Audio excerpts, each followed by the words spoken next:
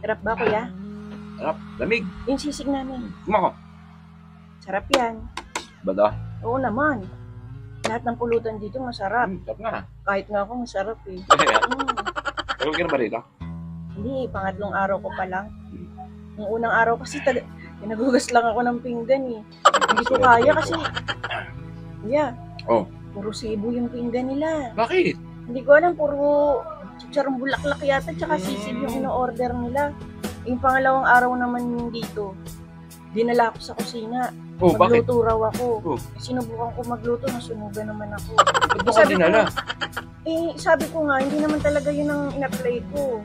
Entertainer. Entertainer ka pala dito. Ba't mo ka dinala? Tatanong ko lang. Kasi daw, pang kusina lang ako. Tatanong ko lang. Kaya, Pang ilang customer mo na ba ako ngayon? una pa nga lang, alas 11 na kuya. Una pa lang ba ako? Swerte ko pala. Kaya huwag kang maingay libre kita ha, para hindi ako matanggalan. Libre mo na to. Oo, ako nang bahala. Libre pa. Dalawa lang yun, kung di ako ibalik sa kusina, matanggal ako eh. Mama, kung madadres ako dito Congratulations.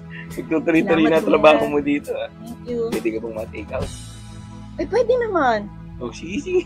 Busin ko na to. Para mamaya iuwi na kita. Para bukas may trabaho ka na uli. Salamat.